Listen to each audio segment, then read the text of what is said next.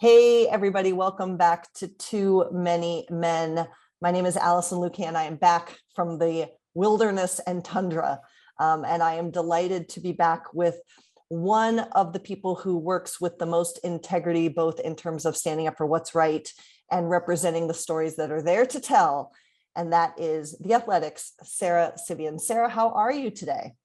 Just another day in paradise with integrity, covering the Carolina Hurricanes. What's that song that's like, life's so fun, life's so fun. That's how I feel. I do not know that song, Sara, but we'll go with it. I'll have to look it up. And also joining us, as always, is our intrepid designer of merch, creator of great hair, and provider of all the stats you might ever need. And that is Shayna Goldman from The Athletic. Shayna, say hi. Hi. Hi. Well, it is great to be back. Shout out to Sara Civian, host of The Most, while I was on the trail, rocking it out like a queen that she is. Very impressive stuff. See, I'm not even needed to be here anymore, y'all. Oh, that's please. Oh my God, we're falling apart. We're cracking transitions. I know. We actually didn't have to add any edits within it, just like cut off the start, cut off the end, which last time we forgot to fuck, marry, kill. And we were like, wait, we had the list of notes for you. This time, like, we were more on it because we knew we had to be. Well, you guys were awesome, keeping everyone up to date with the hockey happenings. And that is what we are back for here again today. As always, we start with Sara's very favorite segment, and that is a bit of news. Here we go. Like the drum roll. That's the new sound effect. Fuck it, like a bing or anything. The drum roll, just the most awkwardly timed drum roll. That's what we need. That's what it is. All right, so here we go. Going around the league first, just a bigger picture bit of news. This comes to us courtesy of our great friend and lead of hockey data work at SMT, and that is Andrew Thomas. At AC Thomas CA on Twitter. And he made sure to elevate that there are 2 jobs with the Chicago Blackhawks. They are hiring 2 spots in their new look analytics systems hockey research department. And that is first a director of hockey systems and a senior analyst. And both of those jobs can be found on the site that the NHL uses for all their jobs.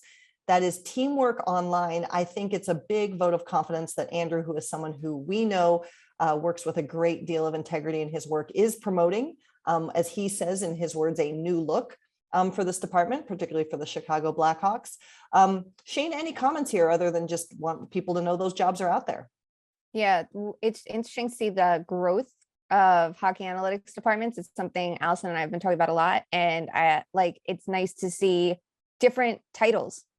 Director of hockey systems, I don't think is one we've seen before. You know, a lot of the times it's like system developer, analytics, like the Islanders, all 4 analytics titles. Analytics. Analytics. What do you do? Analytics. The job on your resume. I worked with the New York Islanders. What do you do? Analytics. But it's just any growth is a good thing. We're going to talk about this more. I have something coming out about the state of hockey analytics with a certain someone quoted in it on this lovely podcast. But no, more growth is good growth. I loved writing that story with you about analytics. Co-authored by Sara Civian. My forte, so I'm applying to that job. Nobody else apply. Sara Civian, analytics. Sara, any thoughts on the Chicago jobs? No, that's great. Love to see more jobs like this open up. You can check, always updates a little chart about who is working in hockey analytics. It's pretty cool to see that grow. 100%. Now we just need to see more women and people of color included on that list as well. So particularly those groups, if your interest is piqued, check out those job postings. All right, continuing on, Biddo News. It's so good. In a shocking development, oh my gosh, Dadonov, y'all, he's been traded again, and this time it might be for real. In a cap strategy move, Vegas has moved that player over to Montreal in exchange for Shea Weber, who unfortunately is not expected to be playing in the NHL again due to a laundry list of injuries and just hardships on his body. But first and foremost, before we get into breaking down the trade, hello, Rangoon. Before we get into breaking down the trade, Sara, you really loved how the Ducks responded to this. And to bring people's memory back, the Knights tried to trade Dadonov there at the deadline and could not, because after the fact, the player had to self-advocate and say, hey, wait a minute, Anaheim was on my do not trade list. And apparently all the organizations forgot this fun fact. But Sara, you liked how the Ducks reacted to this. Tell us about it. Yeah, they simply responded, you sure? Because obviously, as Alison just said, that it was not sure last time. And that went, not a lot of things go viral in hockey. So that went viral. And I wanted to just say, like, it wasn't punching down on anybody. It was kind of making fun of a franchise that is not always the best, like the Twitter of the Golden Knights. I love the guy who does it, but it's just kind of like a little corny. So everybody loved that. It was like an inside joke type thing. So sometimes I feel like hockey accounts try too hard to be like, whatever, bestie, or like try to be like one of us when they aren't. But that was kind of a good example of what to do. Social media managers take note. Shayna, what did you think of the move itself? I think Dadonov's like an actually very good player. And like, obviously this is like, hey, it's the consequence of Vegas's actions. Like they have to do something because they can't manage money very well in Vegas. Who knew? Who among us could do that in Vegas well? But this is definitely a win for Montreal because they get a good player who they could flip for future assets. I'm sure at the deadline we'll see him move because they're going to keep retooling. I don't even know if they want to call it like a full-blown rebuild because that term is, you can't say it in Montreal. But I want to give a lot of credit to Dadonov, how he handled everything then. And like, I'm curious how things are now, like what he's thinking. You know, he was in a shit situation where he stayed on Vegas when they clearly wanted to move him, and he just kept producing for them. He was such an important player for them. And I think he took it in stride and handled it well and, you know, advocated for himself. You earned those terms in your contract at the end of the day. That's something you might get to give up cap space or term. So you deserve it. And you should get to say, wait a second, like I get a choice here. Now, what's interesting is some have speculated that this may not be the player's final landing spot, that he might get moved again because it's not necessarily a fit with where Montreal is in terms of their roster and also their plan for when they're going to hopefully contend again. Sara, yes or no, is Dadonov on the Habs roster opening night of the 2022 season? No. And I think we're going to see a lot of moves kind of like this because everyone is so cap strapped. So it's like, we're going to see like we did with Max Domi's situation where someone's taking some of the salary and then you're getting a discounted player who can make an impact. Shayna, yes or no? Is he a Hab when the season starts? No, I think he'll be on a team that thinks that they're a playoff caliber team at some sort of discount on his cap. Well, there you have it, folks. The Vegas Golden Knights could have used him. Well, he was like one of the only ones producing after the deadline too. It was crazy. It was absolutely crazy. All right. Well, good for him. As Shayna said, standing up for what he wanted. And now he'll just roll around the league a little bit this offseason. We'll see where he lands. You two did an excellent job of talking about the Knights' newest coach last episode. We already know that Cassidy is there for the foreseeable future. Has any more come to light for you two since our last episode on that coaching decision, or are we still pretty good with what we think is going to happen? I think I'm better with it than before. Like I was thinking about fits for the Golden Knights, what they need. And it's interesting because we've already seen two different head coaches. And I think like DeBoer did have value in Vegas. I think the way he worked on their breakouts was good. Because they had that up-tempo offense, play that they could, create off the rush, but they definitely lack the dimension that I feel like that roster should have had. So I'm just intrigued to see what Cassidy is going to do, because I think they don't generate offense, off sustained zone time. And I think that's so important to have like pressure off the cycle. So I'm curious how that works and how like their defense is going to like adjust, because in the last year we saw Robin Leonard face a ton of rebound shots. And that was a problem with Fleury the year before, but Fleury was a better puck handler, if I remember correct. So it was like, it'll be interesting to see how that changes. But a big thing's going to be the power play. Like that was what killed Vegas the last 2 years. Like their power play sucked despite the personnel they had. And obviously injuries played into it this last year, but it's something like Cassidy loves to manage. So I'm curious how that goes. Like they're a great team when you look at the roster. And I think he has more depth now up front than he had with Boston. So it'll be good because like this was someone that did spend 6 years with Boston. How often do we see someone spend 6 years with the same team? I'm really curious like how it, translates to a new team. That's exactly what I was going to say. I think it's a good case study to see what actually was the problem with Boston. Like if we didn't know and we didn't think it was management, then if they blow it now we kind of will know. I think it'll be interesting to see him without kind of a Tuukka Rask. I mean, he's always had Rask except for like the end of his tenure in Boston. So I feel like that has something to do with what happened with the Bruins. And we aren't really talking about that enough. So we'll see how Bruce does. He said he liked the vibe in Vegas. That was pretty cute. It was weird to see him in Vegas clothes. Like he's just such a Bruin and he's always been the coach of the Bruins. So it really will be interesting to see what the different variables are there. At least it's not too different of a color scheme, right? Like it's still a little kind of in the same family. We'll like when someone goes from green to like orange. Yeah, exactly. Like that's a lot. The other thing is he did a good job with Brad Marchand and Patrice Bergeron. I mean, I think credit to the players because they're incredible, but I think that he managed them well. So I really do want to see like Mark Stone's one of the best two-way players in the world. Granted, he's healthy and that's obviously been a problem. I want to see how, he handles this coaching change. And a player like, Will Carlson, like, while Bill had that incredible season, everyone's going to focus on his goal scoring, which it was lucky, it was skill, but like, I think we had to like temper expectations and like, he's still such a good defensive center. Like this seems like a really good fit for him if those things from Boston carry over. Yeah. Cassidy loves the two-way guys. So that'll be interesting.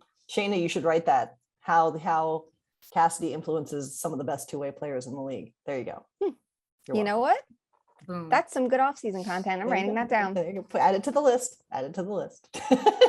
All right. Well, Cassidy had to fill someone's spot. Look, she's actually typing it, friends. We'll pretend that she's writing it down. So she is writing it down, friends. She is writing it down.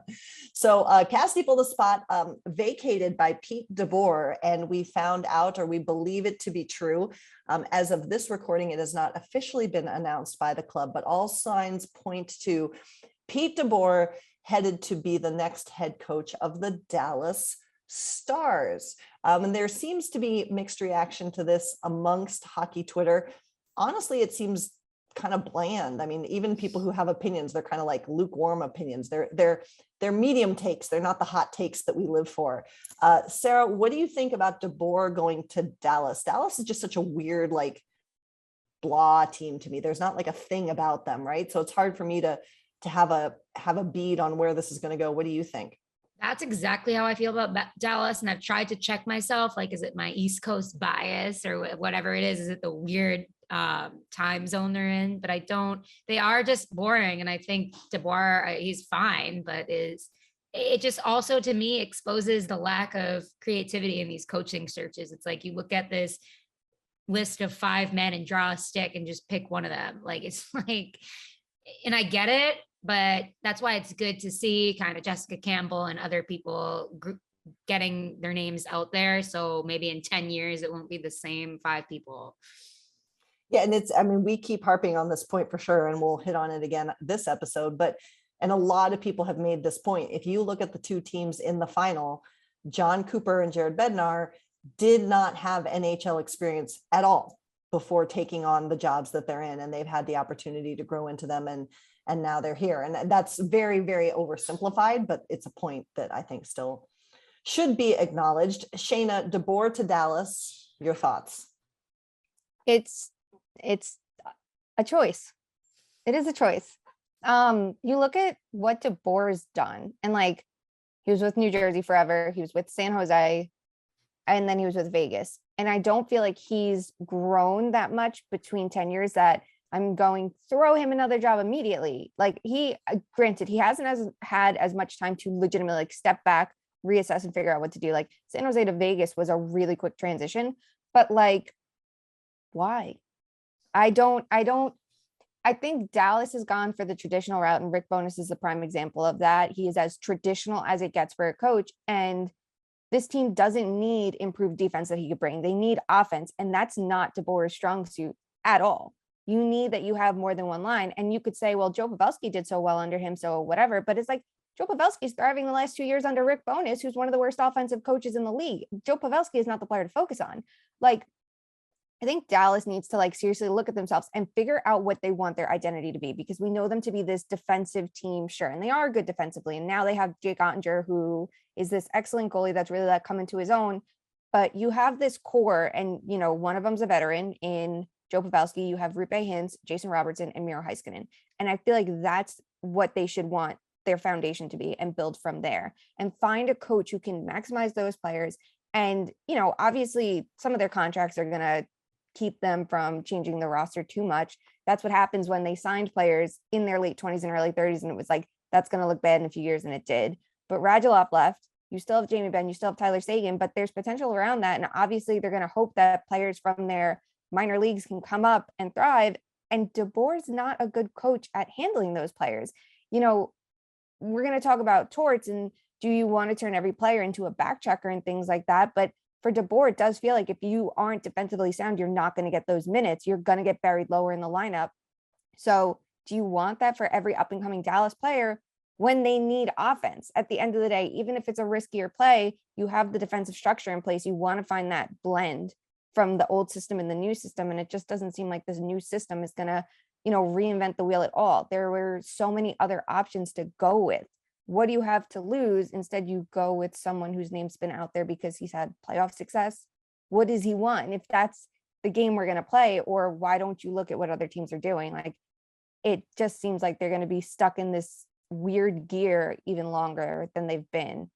It is kind of wild how much, I mean, I guess it's obvious, but how much coaching opportunities are driven by playoff success or lack thereof, when it's like, they just have these rosters that they're trying their best to work with. And some of the rosters are good and some aren't. It's like, I feel like there's so much emphasis on playoff success when, I don't know, I think about the Hurricanes' recent run and there was 2 game 7s, like those are coin tosses. And then you're like basing an entire off season of moves and coaching on this. Like, it just is wild to really think about sometimes.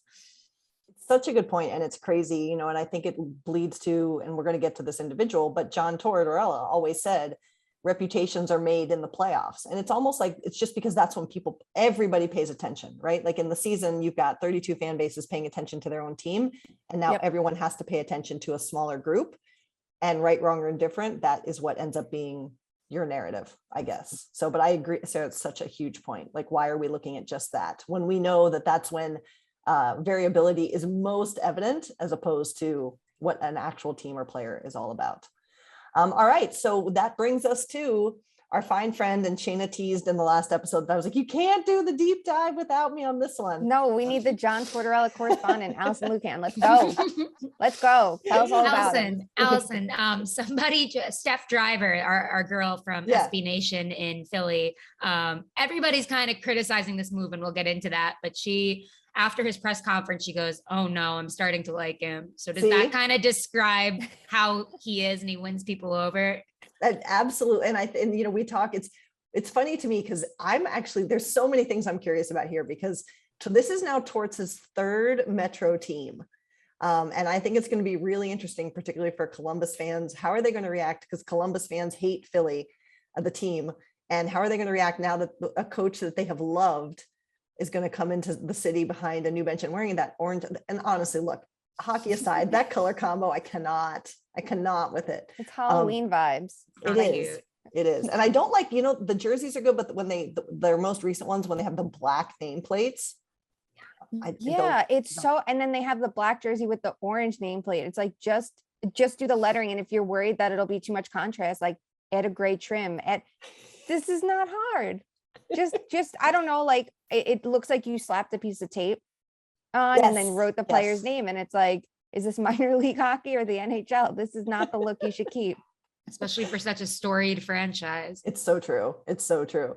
But yes, so John Tortorella is the newest head coach of the Flyers. I teased him that it was a great birthday gift because in total embarrass him mode, his birthday is coming up this week. So happy birthday, John Tortorella.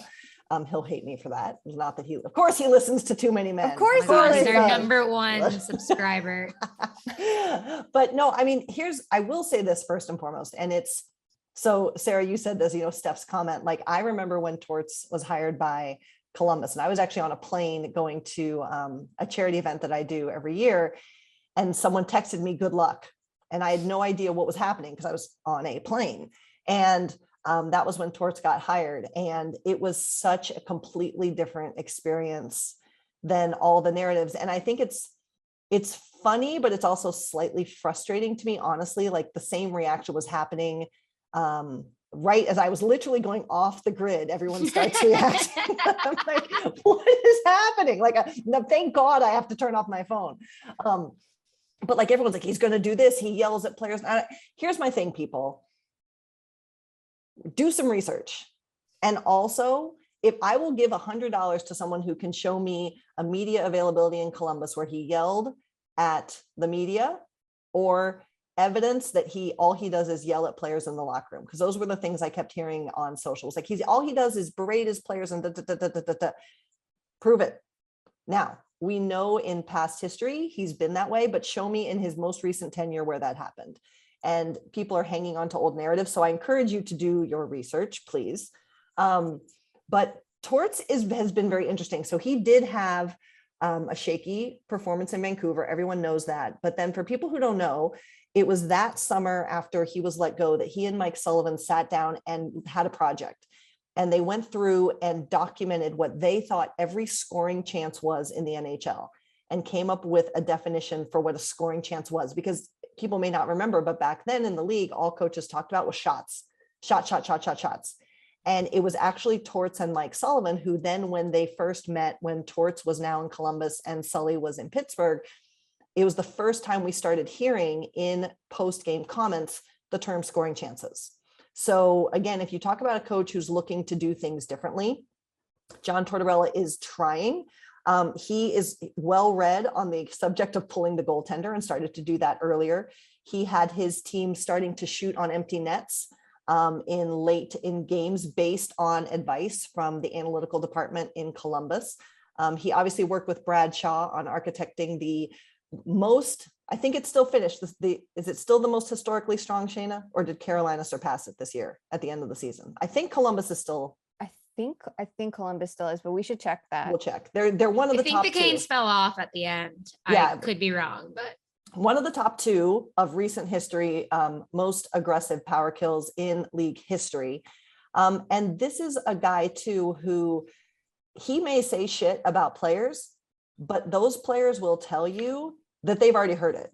And that's one of the things the players appreciate, is that he's always going to protect them. And he's not going to say anything publicly he hasn't already said to the player to their face. They may not like it, but he's always honest. And if you translate that to Philly, from what I'm seeing, it's that underlying foundation that is what Philadelphia, I think, thinks they need right now, which is a standard of performance, a standard of preparation that turns your skill into results-driven behavior that gets your team where it needs to be on the score sheet. And I've talked for like 10 minutes. What else should we talk about with Torts? I think okay, Shayna, you can No, you go. Okay.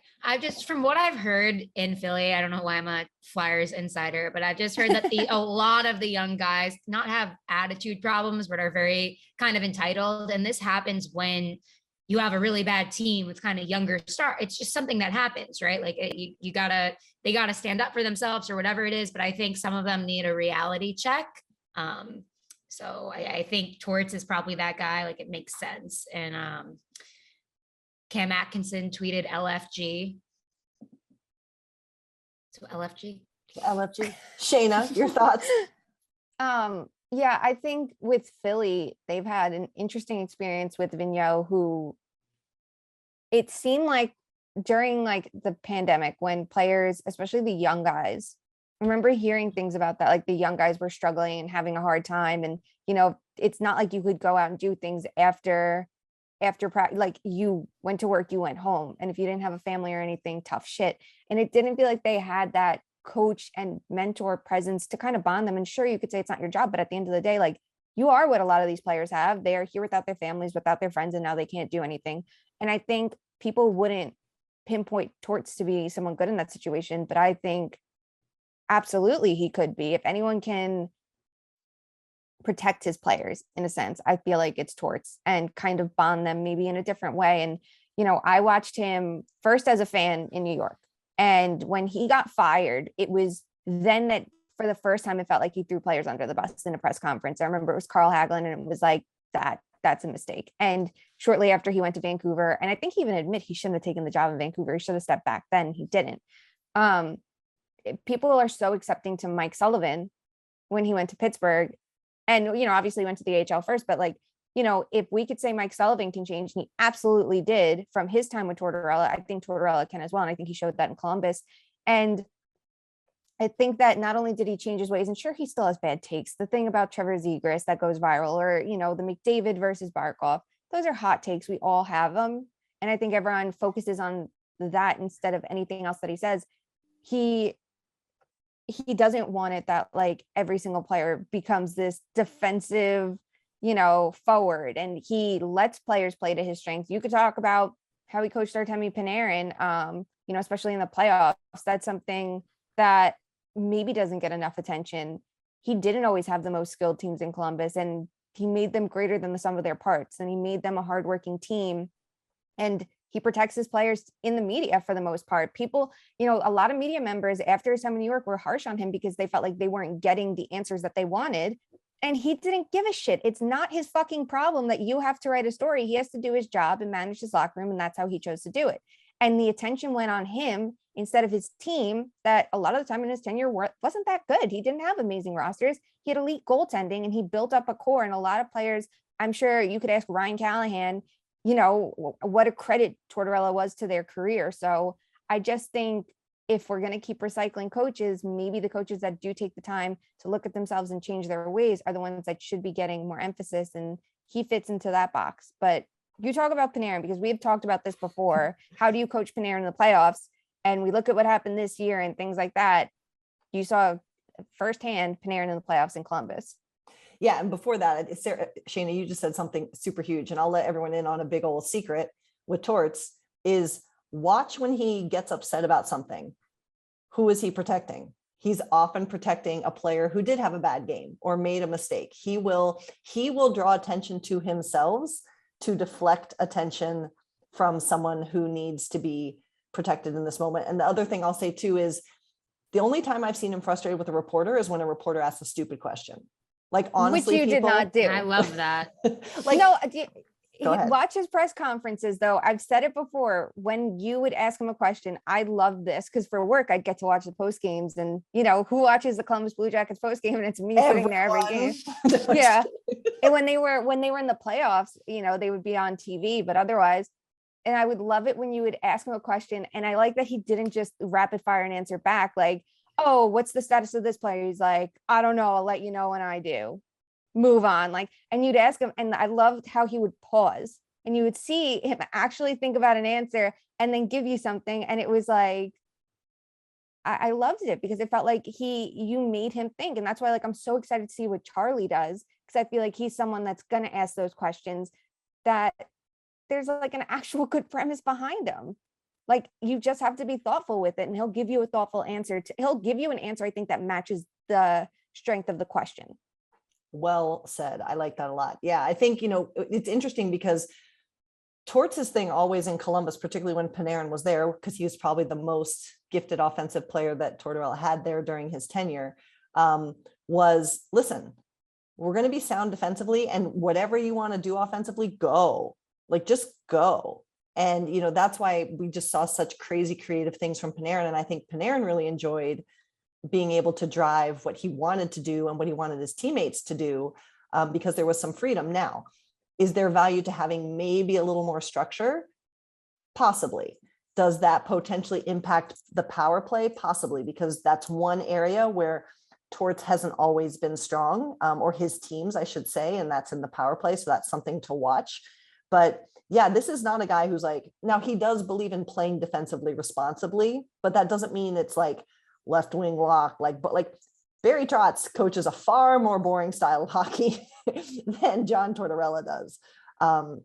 But yeah, I'm excited to see what's going to happen there. I think it's a really interesting fit, and I think it could be a lot of fun to see what happens. And like Sara said, Cam Atkinson is a player whose career basically was allowed to become what it was because of John Tortorella. He was scratched the last game for the Columbus Blue Jackets before Torts came in.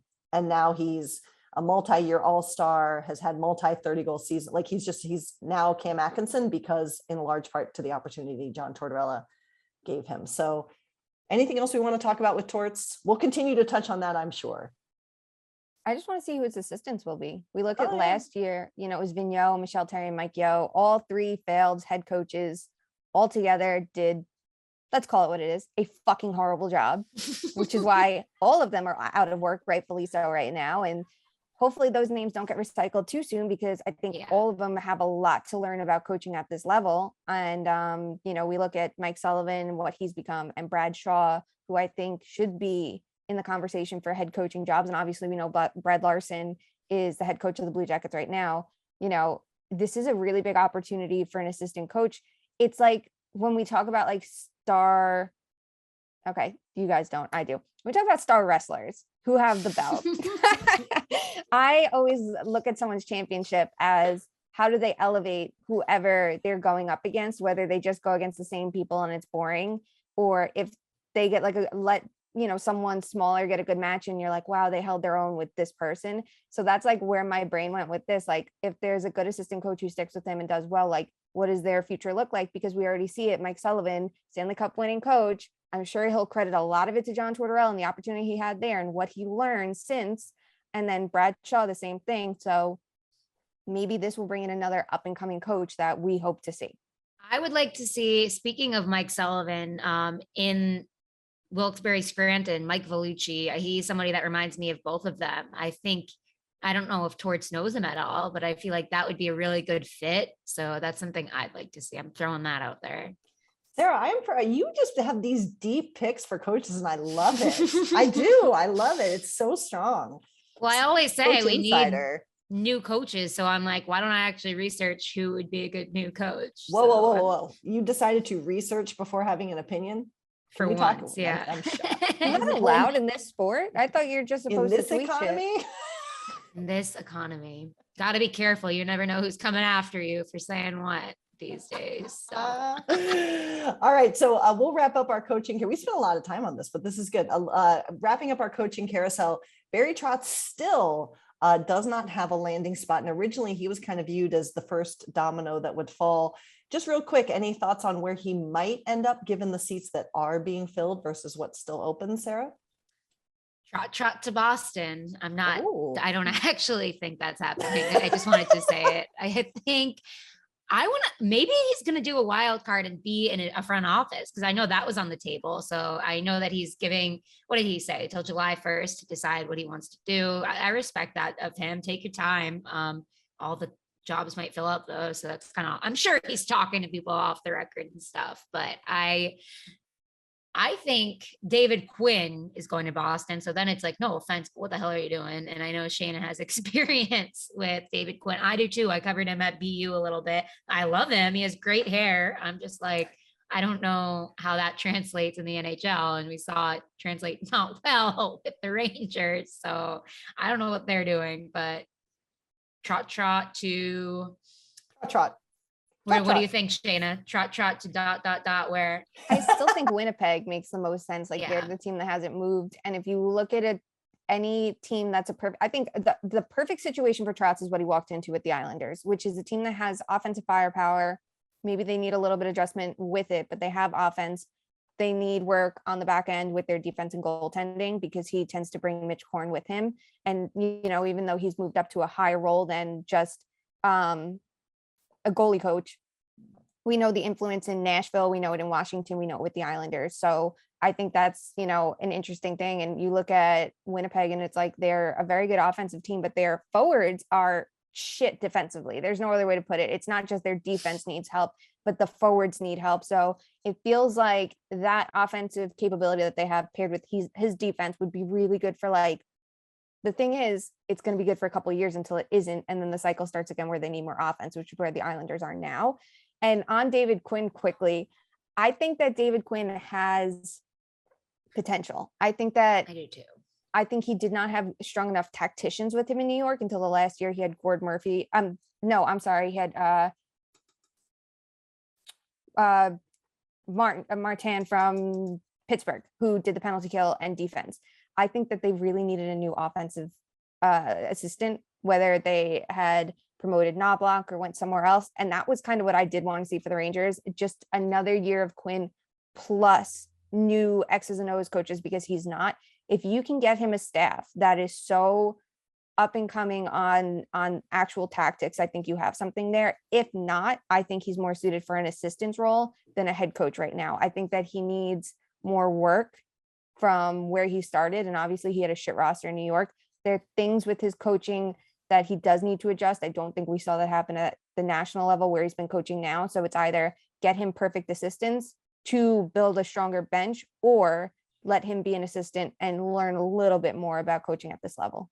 Yeah, I know I was kind of harsh there. He and Jordan Greenway No, have a you were really fair. great relationship. You were totally fair in your yeah. like, I'm being nice about it after I was not for a while. And I think with BU, I think he did a lot of good things, and he was more interested in the numbers at BU than it felt like he was in New York. And like Greenway, you were talking about, like, you were right. I think, thanks. I think that the pressure might have been just too much in New York. Like, that's insane. You go to that big stage immediately. So, I mean, I totally agree he has potential too. And I would like to see it, but maybe like I don't know, who knows what's going on, but it's not my fish to fry. So I'll sit here and see what happens. Well, the coaching carousel continues, and isn't it interesting that we have so much more to talk about there than other stuff, which is good. It's good stuff. We'll continue to follow who lands where, and hopefully maybe in the off season we can get some coaches to come talk to us at the Too Many Men pod. We'll see what we can do. Alison, text Torts and tell him we need him. Yeah, the man Call who loves, he loves to be on podcasts. I'll ask the Canes PR if I can ask Rod to come on the podcast, because them's the rules. Amazing. Please do. All right. We are going to get to hockey, people, we promise, but really quickly, we unfortunately have something that's too important to pass up. And we wanted to draw some attention to this morning. A story is out on The Athletic, co-authored by what is really quickly becoming one of the most powerhouse reporting teams. These are three people who I have tremendous respect for, and that is Katie Strang, Dan Robeson, and Ian Mendez. And they have released a story today. You can find it on The Athletic, about sexual violence being embedded in junior hockey culture. I tweeted out the link this morning. I'm sure we'll put it out under the show's account, but it is a necessary read. And, you know, a lot of times when I have conversations offline about what's going on in hockey culture, there is a huge element that things happen at the NHL level because this is what players were taught at the earliest entry point of hockey, of what it means to be a hockey player. And that includes how you act off the ice. And that includes how you interact with drinking, with any sort of substances, with women, with people of color. And so that is why issues like this are so important. There's some really disturbing stuff in there. And it's a pretty brutal read, but I think it's important. And for me, it just continues to show how far we have to go, and how, again, we have people who've grown up in this culture now reinforcing it and creating this feedback loop of toxicity that we must break. This is why it's so important to change the coaching voices, to change the front office voices, because right, wrong, or indifferent, this lifestyle, this perspective on this is what hockey is, just cannot stand. It's hurting too many people. I know this just came out this morning. Sara and Shayna, I know we've talked about it. I'm going to probably read it a couple more times to really get all the lessons out of it. But Sara, did you have any initial thoughts on this article from The Athletic? Yeah, just what you said about the feedback loop is so true. Just like, I think the authors did a good job of conveying that, and all the examples in the past of what, like, there are tangible examples of the culture that says, oh, brush it to the side, or oh, this didn't happen, or oh, she's easy, or something like that. And then years later, it comes out that she actually was brutally assaulted and things like, and it just shows you need so much evidence when all these scenarios, like if you don't have a completely airtight story, which we need to learn more about how survivors process things like this, because they're not always going to have an airtight story, because you're literally going through PTSD or something like that. And I just think, I mean, that obviously adds to the trauma. I like that they talked to Brenda Tracy, who's been a huge advocate. I know her around here from college football, so that she is an awesome person, a survivor herself, and talking about the culture of these sports that just, it's kind of like frats too. It's like the hive mind, and it perpetuates this violence. And it's just like, how many more stories like this are we gonna have to hear until the cycle changes? Shayna. So it's so sad how many instances are cited in here, and that just scratches the surface. But I think it's so important that all of those were highlighted, because the jumping off point is what's going on with Hockey Canada right now. And that is important, but it's so clear that this is not a one-off. If anybody wants to write it off as such, which we'll hear all the time, well, this never happens and blah, blah, blah. It's a systematic problem. It's happening. And it's so important that players don't get different treatment because they're players, even if they're gold medalists on Hockey Canada or in the minor, whatever it may be. We see it all the time. Look at Reed Boucher, who just signed with the KHL. This man is getting to continue his playing career, even though, he has multiple things out against him. And I believe Katie wrote about his situation in depth as well. And I, definitely read it. It's tough to get through all of these, but it's so important that they're read, understood, because there's no way to learn from it unless you break down what's gone wrong all these years. So as we talk a lot about what's going on with Hockey Canada, and I'm sure that we will, and who swept this under the rug in the way that they did, and how everything happened, it's so important to remember this is not a one-time thing. This has happened at so many levels, and it's not just when they're adults, it's when they're younger. And if you say, well, they were just kids, then who wants kids behaving this way? There was a line in the story, they were saying that they need to, workshop with players when they're younger, maybe 15 or 16. And I think there was a line saying, like, no, it should be when they're 12 and 13 and younger than that, because it's being instilled at the very grassroots level. And by the time it gets to, it can be stopped so much sooner. Players have to be, taught this. It's so important not to say, hey, make sure you don't get yourself in a bad situation. Like, you're the ones causing the situation. So definitely just keep reading all the content that comes out about this, as hard as it may be. Take the time to read it, take the time to learn from it. And when people say something, believe them. I know, like, I believe survivors when they come out, and don't just tear them down and think that they're doing this to ruin someone's career. Like, the people's lives are more important than someone's fucking hockey career. Yep. And, I can't believe that it is 2022 and we still have to say this, but so much of this has absolutely nothing to do with the sexual acts that are being performed. This is an exercise in abuse of power. And that is what makes this so disturbing. But yes, believe those who come out with their stories, because sharing these stories demands an amount of strength that many of us cannot imagine. So yes, please read that story. Please continue to challenge what you think you know and what you think you believe about different stories. All right, in the most awkward topic switch ever, we're going to the Stanley Cup Final. Vibe check. We are 2 games in, and just as everyone predicted, the Avalanche are up 2-0. Excuse me, coming off what was one of the largest margins of victory in the Stanley Cup Finals history since playoffs went to 16 teams, which is the 79-80 season. This stat is courtesy of friend of the pod, Prashant Iyer. The 7-0 shutout by Colorado of Tampa in game 2 is tied for second in that largest margin of victory in all Stanley Cup final games. That's pretty incredible. And, I think I was honestly pretty surprised that that is what came out after a game that was forced to overtime. I thought it was going to be at least a challenge. I thought we'd see some sort of rebound from Tampa. But at the same time, I'm not willing to count Tampa out, because it was after 2 games against the Rangers when John Cooper looked concerned, Tampa Bay looked tired, Tampa Bay looked done, and then look what happened. So here we are, 2 games in, 1 game that you two have already broken down that we discussed, kept kind of close, and now we have this massive shutout. Play returns to Tampa tonight for game 3. Shayna, what are your takeaways so far? And what do you think happens next in this series? I would have thought after that bad first period Tampa Bay had in game 1 that you saw Vasi get locked in and that they would have trended in this direction. Like if you told me the blowout was game 1, then game 2 started poorly and then Tampa Bay trended up, I think it would be a much different conversation. The Lightning have to test Darcy Kemper because he has not been sharp this postseason. And I'm sure the players are having a more concerted effort to insulate him. They did a damn good job of that. They swarmed offensively. Their offense came in waves. Their defense was excellent.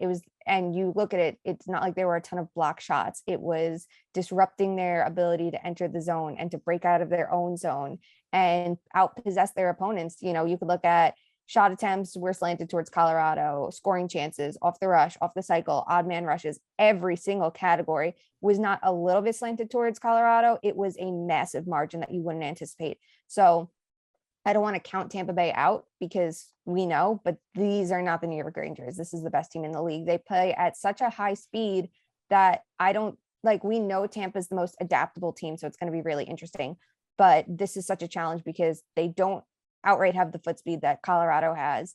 And there's ways to look at it and go, this is our problem. But now it's figuring out 1, how to fix it, 2, how to execute it with that opponent still coming at you. So I'm so intrigued at where the series goes. And I do hope it goes longer than 4 games just for like an entertainment value, but the Avalanche dunked on them in every which way. So we'll see. And now Braden Point's a game time decision too for tonight. So that adds like another wrinkle in it. Cause here I was thinking maybe Point and Kucherov should be the 1-2 punch. And then you go Palat Stamkos, we know the magic those two can create, but now I don't know. I'm so curious to see how this goes. And Sara, Shayna brings up some injuries for Tampa, but, Colorado has some interesting wrinkles there too. Burakovsky, I believe, is officially out for game 3. Is that correct? Yeah. I think. Yeah, he was traveling. And yeah. Kadri is traveling, but I don't know that we believe he necessarily is in for game 3. Sara, your take, is this what you expected from the first 2 games? Commenting on these injuries, what influence they may have on both sides, and just what comes next? Yeah, first of all, I'm not counting Tampa Bay out. And I think it's so touch and go in the Stanley Cup playoffs and finals that it's almost good. I don't know. I'd rather lose 7-0 than lose 3-2, because then you get that out of the way and you're like, okay, we're coming back home. Let's reset here. We need a total reset, whatever it is. I like that they didn't pull Vasilevsky. It's their ride or die. I kind of respected that. I don't think I'd respect that for maybe 31 other teams, but I respect that because of Vasilevsky and who he is and his playoff experience, So, oh my God, though, that was a game. I think it was more impressive that they held Tampa to 0 goals than it was that they scored 7 of their own. It was just a clinic. That might have been the most dominant, and people are, Tampa Bay is tired. Shut up. I think the Avalanche are really good. And it was just an absolute clinic. And McKinnon barely scored. Makar scored twice at the end there. And that was pretty good for him. Kale times 2. The lettuce that you're sending in the group chat. I'm like, lettuce times 2. But he makes it look so easy. I feel like I could have done that. He's just like, okay, I'm just going to shovel this in and it's going to be a goal. So good for him. Shorthanded on the power play. No big deal. Yeah. He learned that from our friend of the pod, Johnny Laz at UMass. There you go. Power kill baby. We love him. Mm-hmm. And it is interesting. Sara, I think you hit on something so important. Everyone's like, oh my gosh, look what's happening. Tampa Bay's offense was dead on arrival in game two. I mean, and you look at not pulling Vasilevsky, but where was the challenge from Tampa? I mean, their offense was absolutely anemic. And, this is the wrinkle, however, comma. And this stat comes from Scott Malone, who is actually the Emmy Award-winning producer of the Kraken pre and post game shows, which we love. He's my producer. And he tweeted this out after the game. Avs scored 4 of 7 goals in game 2 to Vasilevsky's blocker side. Per Stats by Stats, now 42% of goals against Vasilevsky have gone to the blocker side in this Stanley Cup playoffs. 47.4 of the regular season goals against him this year were blocker side. The NHL average is 41.9. Is this an inefficiency in Vasilevsky's game? Is this just the playoffs? What are we making of Vasilevsky, Shayna? I do think it's a bit of a weakness in his game, and it's nice to know that even the elite have them. You're all not perfect. No, but I did. So I got a text actually in the first period of the game that was like, do you think they're targeting his blocker side? And I was like, it does feel like it. And if you break down the tape, why wouldn't you? He's allowed 1 5-hole goal this entire postseason, and it was to Colorado, so they can beat him more ways. But if you know that's a weakness, why not go for it? If you're breaking down the tape, every number says this is where he allows the most goals. Of course you're going to target that. But, things happen quickly, and you're just going to try to get pucks on net to a sum. The shot selection, we're not expecting Colorado to only target that. But, I mean, he had no defense. As much as I look at it, I'm like, maybe they're targeting a weakness for him. He had no defensive support. So there's only so much he could have even done. Excellent. Yeah, 7-0 is not all on him. And it feels like more of the like where's the boys? Where'd they go? That's my analysis. Chicago Blackhawks, I hope you're listening. All right. Well, it certainly has been an interesting start to this series. But like I said, I keep thinking of game 2 against the Rangers, and Shayna makes the good point. This isn't the Rangers, but this was a Tampa Bay team that looked completely befuddled after 2 games in New York and came back to win 4. So we'll see if Tampa Bay has something left in the tank. I have to think they do. I cannot imagine this being a sweep, but I am often and frequently wrong. So we'll see. We will be back with you to break down game 3. And don't forget, we are going to have a live game watch for game 4. We were talking about it before we started recording, and friends, it's going to be a ride. So get ready for it. Are you making the signs? Should we do the sign? I will make the signs. Sure. Okay. I will make Everyone has to drink every time I say fuck. Get ready, guys. Rangoon will be there. We're gonna have some special guests, and what is that? Wednesday at 8 Eastern. Do not miss it, and bring a drink or whatever you want. If you really don't want to drink, we understand, but at least have a good snack. There you go. Yes. If you have both, that's even better. At least have a good snack. I don't know what's legal where you are, whatever floats your boat. Yeah, have a good time. We're just here to hang out. There you go. We're here for the vibes. Yes. Mm-hmm. All right. Well, we end every episode with Fuck, Marry, Kill. And today's is a fun one. Sara, I'm going to have you go first because you've already hinted at this. And this is Fuck, Marry, Kill Stanley Cup Final narratives. Your options are: it's the altitude in Colorado. Number 2, Tampa Bay is tired. Number 3, the value of going all in at the deadline. Sara, go. I'm marrying going all in at the deadline because it's the easiest way to look smart when it's not like, obviously Florida went all in too, but I didn't like some of Florida's moves, and Giroux wasn't as good as we all thought it was going to be. So you're going to sit on Giroux and not Ben Sherratt? No, that I didn't like Ben Sherratt move. Ben Sherratt. I'm sorry, I can't. That's one I will keep banging that drum, because who the fuck would spend a first round pick for Ben Sherratt, who was their worst player in the postseason? Well, we have the answer. That's why you got to go all in. But the Lightning and the Avs both made moves. So no matter who wins, I have that narrative on deck. I am fucking the altitude because that is just hilarious. Like I had people genuinely, like, I thought this was just a joke we were all doing, but I had people genuinely in my mentions being like, no, this is hard. Like, Olympians train 30 minutes from where I live because of the altitude. So I'm like, you guys, please.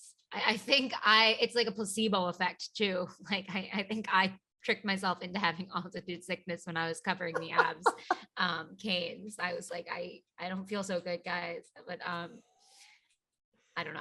And I am killing oh God, what was the other one? Tampa Bay is tired.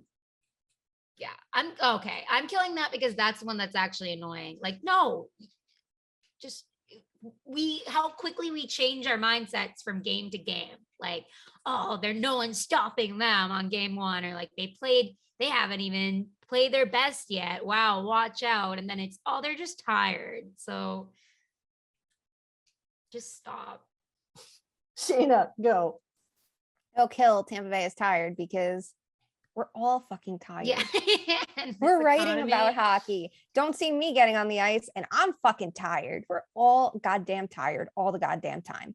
And Tampa Bay, we talk about, oh, they played long. It's not like we're going into this with 14 games versus 21.